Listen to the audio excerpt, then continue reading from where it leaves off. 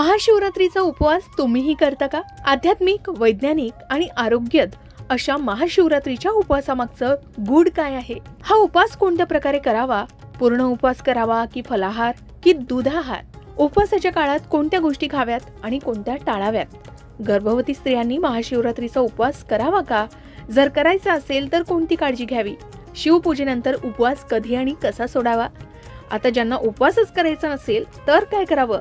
या सर्वच प्रश्नांची उत्तरं आज आपण जाणून घेणार आहोत. चला तर मग व्हिडिओला सुरुवात करूया, पण त्याआधी आमच्या चॅनलला सबस्क्राईब करा. तुम्ही जर हा व्हिडिओ फेसबुकवर पाहत असाल तर फेसबुक पेजलाही फॉलो करा. महाशिवरात्री हा फक्त धार्मिक सण नाही तर एक ऊर्जा परिवर्तनाचा दिवस मानला जातो. या दिवशी उपवास करण्याची परंपरा शतकानुशतकं सुरू आहे. पण खरंच या उपवासाचे फायदे कोणते आहेत? उपवास म्हणजे फक्त अन्न त्याग करणं की मानसिक आणि आध्यात्मिक शुद्धीचा एक भाग आहे? याबद्दल तुम्हाला माहिती आहे का? योग्य प्रकारे उपवास केल्यास शरीराला डिटॉक्स करण्यास मदत होते, मन एकाग्र होतं आणि सकारात्मक ऊर्जा वाढते. शिवाची महान रात्र म्हणून ओळखला जाणारा महाशिवरात्रीचा हा सण हिंदू कॅलेंडर मधील सर्वात महत्त्वाच्या सणांपैकी एक आहे. हे एक व्रत आहे. महाशिवरात्री व्रताचे भगवान शिवभक्तांसाठी खूप मोठे आध्यात्मिक महत्त्वही आहे. ही ती रात्र आहे जेव्हा भगवान शिवाने तांडव सादर केला होता, जो निर्मिती, संवर्धन आणि विनाश यांचे वैश्विक नृत्य आहे. बरीच लोक याला शिव आणि पार्वतीच्या लग्नाचा दिवस देखील मानतात. हा सण आत्मनिरीक्षण, आध्यात्मिक विकास आणि दैवी आशीर्वाद मिळवण्याचा काळही मानला जातो. यंदा महाशिवरात्रीचं व्रत 26 फेब्रुवारी 2025 रोजी आहे. 25 फेब्रुवारी रोजी चतुर्दशी तिथी रात्री 11:18 सुरू होणार आहे आणि 26 फेब्रुवारी रोजी रात्री 8:24 ही तिथी संपेल. या काळात उपवास पाळण्यात आणि पूजा विधी करण्यास महत्त्व देण्यात आले. प्राचीन ग्रंथामध्ये असा उल्लेख आहे की या दिवशी शिवतत्व आपल्या भौतिक प्राप्तीसाठी आणि आध्यात्मिक प्रगतीसाठी पृथ्वीवर अवतरत असतात. म्हणूनच उपवास, मंत्रोच्चार, प्रार्थना आणि ध्यान करून महाशिवरात्री साजरी केली जाते. जे महाशिवरात्रीला उपवास आणि साधना करतात त्यांना भगवान शिव आशीर्वाद देतात असं मानलं जातं. ठराविक प्रमाणात घेतलेला ठराविक आहार शरीरावर विशिष्ट परिणाम करतो. म्हणूनच शरीर शुद्धी करण्यासाठी आणि मन सजग आणि शांत बनवण्यासाठी मदत मिळते. काही जण दूध आणि फळं खाऊन हा उपवास करतात तर काही जण निव्वळ पाणी पिऊन उपवास करत असतात. थोडीशी फळं आणि पाणी पिऊनही उपवास केला जातो किंवा पचायला हलके असे आहार घेऊन उपवास केला जातो. यामुळे शरीर हलकं राहतं असेही सांगितले जातं. उपवासासोबत आपण रात्रभर आराधना, प्रार्थना आणि ध्यान करत जागरण करावी असेही म्हणतात. महाशिवरात्रीच्या रात्री किंवा दुसऱ्या दिवशी हा उपवास सोडला जातो. महाशिवरात्रीच्या व्रताचं पारण कसं करावं हे जाणून घेण्याआधी महाशिवरात्री व्रताचं महत्त्व, या दिवशी काय करावं, पूजा विधी आणि व्रत आचरण्याची पद्धत बघूया. माघ कृष्ण चतुर्दशी ही तिथी महाशिवरात्र म्हणून पाळली जाते. या दिवशी उपवासाचं व्रत करतात. भगवान शिवाची आराधना आणि प्रार्थना करून दुसऱ्या दिवशी व्रताची सांगता केली जाते. माघ वद्य त्रयोदशीलाच महाशिवरात्री असं म्हणतात. महाशिवरात्रीचं व्रत हे काम्य आणि नैमित्तिक कात असल्याचं सांगितलं जातं. आता महाशिवरात्र म्हणजे काय तर पृथ्वीवरील 1 वर्ष म्हणजे स्वर्गलोकातील 1 दिवस. असं म्हणतात की भगवान शिव रात्रीच्या एका प्रहरी विश्रांती घेतात. शिवाच्या विश्रांती घेण्याच्या या काळाला महाशिवरात्री असं म्हणतात. आता महाशिवरात्रीचं व्रत का करावं तर भगवान शिवाच्या विश्रांतीच्या काळात शिवतत्वाचे कार्य थांबते. म्हणजेच त्या काळात शिव ध्यानावस्थेतून समाधी अवस्थेत जात असतात. भगवान शिवाने स्वतःसाठी साधना करण्याचा काळ आहे. या काळात विश्वातील तमोगुण शिवतत्व स्वीकारत नाहीत. त्यामुळे विश्वामध्ये तमोगुणाचं प्रमाण किंवा वाईट शक्तीचा दाब प्रचंड वाढतो. त्याचा परिणाम आपल्यावर होऊ नये म्हणून शिवतत्व आकृष्ट करून घेण्यासाठी महाशिवरात्रीचे व्रत करावे असं सांगितलं जातं. आता हे व्रत दुसऱ्या दिवशी सोडलं जातं. महाशिवरात्रीचं व्रत आचरण्याची पद्धत कोणती किंवा विधी काय तर उपवास, पूजा आणि जागरण ही या व्रताची 3 अंग आहेत. शिवरात्रीच्या दिवशी एकभुक्त राहावं. शिवरात्रीला रात्रीच्या 4 प्रहरी 4 पूजा कराव्या असं विधान आहे. त्यांना यमपूजा असेही म्हणतात.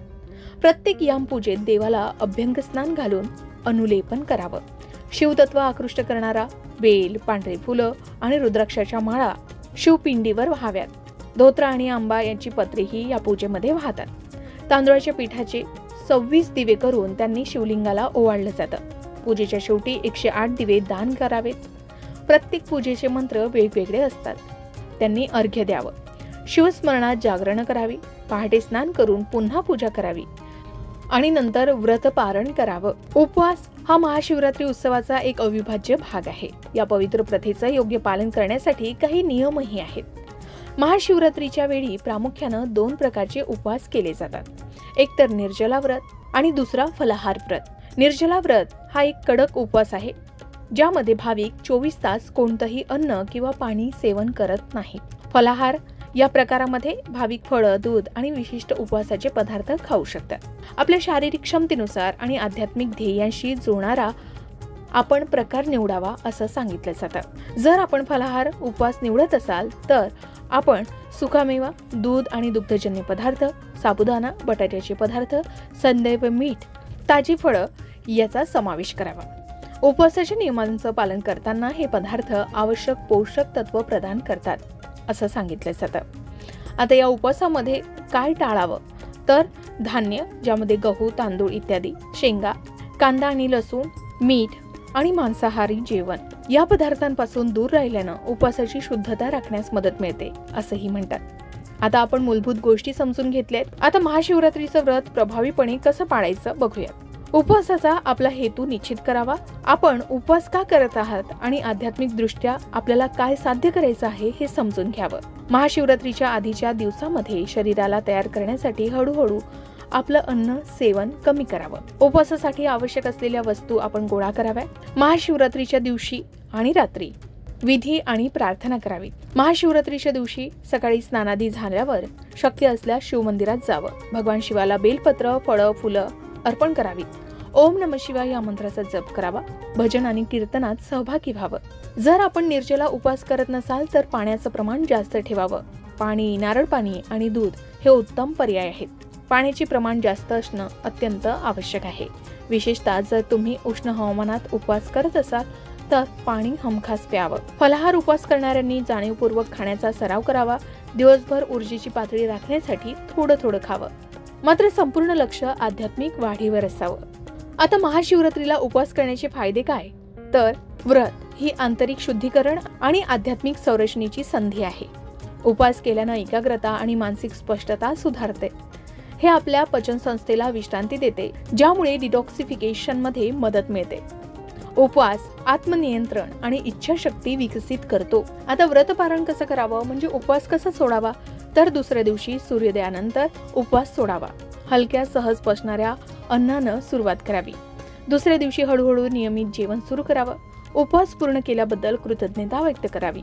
महाशिवरात्रीचा उपवास महत्त्वाचा असला तरी महाशिवरात्रीचा उत्सव त्या पलीकडे जातो. देवाचे आशीर्वाद प्राप्त करण्यासाठी एकदा महामृत्युंजय मंत्र किंवा ओम नमः शिवाय या शक्तिशाली शिवमंत्राचा जप आवर्जून करावा आणि नंतरच व्रतपारणाला सुरुवात करावी. आता बऱ्याचदा एकादशी आलेली असते, त्यानंतर महाशिवरात्रीचा उपवास सुद्धा असतो. अशा वेळी काय करावं तर महाशिवरात्री, एकादशी, हरतालिका या दुसऱ्या दिवशी सोडण्यात येणाऱ्या उपवासाच्या दिवशी लगेच दुसरं व्रत आलं असेल तर फक्त अन्नपदार्थाच्या घासाचा वास घ्यावा. जर घरी जेवण बनलंच नाही तर पूजेचं तीर्थ घेऊन मी उपवास सोडत आहे असं म्हणावं. नंतर दुसरा उपवास करावा. दुसऱ्या दिवशीचं व्रत करताना उपवासाचे पदार्थ किंवा फळं खावीत असं सांगितलं जातं. पहिला उपवास सुरू केल्यानंतर जर तो सोडला नाही तर व्रत पूर्ण होत नाही. पहिला उपवास न सोडता दुसऱ्या दिवशी महाशिवरात्रीचा उपवास केल्यास त्याचं फळ मिळत नाही असं तज्ज्ञ सांगतात. आता गर्भवती महिला महाशिवरात्रीचं व्रत ठेवू शकतात का तर गर्भवती महिलांनी उपवास करण्यापूर्वी त्यांनी डॉक्टरांचा सल्ला नक्की घ्यावा. साधारणपणे कमी कठोर उपवास करण्याचा किंवा प्रार्थनेवर लक्ष केंद्रित करण्याचा सल्ला दिला जातो. आता महाशिवरात्रीच्या वेळी रात्रभर जागरण करणं आवश्यक आहे का तर बरेच भक्त रात्रभर जागरण करतात, परंतु ते अनिवार्य नाही. सर्वात महत्त्वाचा पैलू म्हणजे प्रामाणिक भक्ती. आता महाशिवरात्रीच्या उपवासात कॉफी, चहा पिऊ शकतात का तर उपवासात कॅफेन टाळणं चांगली गोष्ट मानली गेली. जर आपल्याला गरम पेय हवेच असेल तर आपण हर्बल टी निवडावी असा सल्ला दिला जातो. याचबरोबर उपवास करताना चुकूनही काही खाल्लं असेल तर ताण घेऊ नये. प्रामाणिकपणे उपवास सुरू करावा. नियमांचे काटेकोरपणे पालन करण्यापेक्षा उपवासामागील हेतू जास्त महत्त्वाचा मानला गेलाय. आता उपवासाच्या दिवशी शिवमंदिरात जाणं आवश्यक आहे का?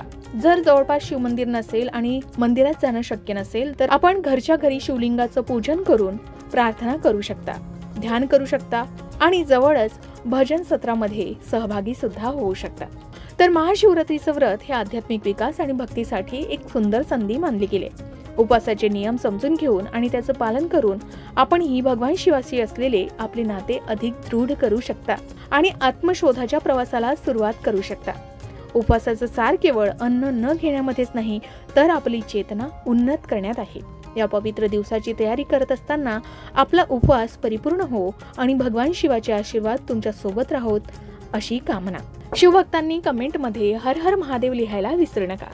अशाच प्रकारच्या माहितीपूर्ण व्हिडिओसाठी लोकमत भक्ती चॅनलला नक्की सबस्क्राईब करा आणि बेल आयकॉनला क्लिक करा, म्हणजे आमच्या नवनवीन व्हिडिओचं नोटिफिकेशन तुम्हाला मिळत राहील। तसेच योग्य आध्यात्मिक मार्गदर्शनासाठी लोकमत भक्तीच्या फेसबुक पेज आणि इन्स्टा पेजला लाईक आणि फॉलो करायला विसरू नका।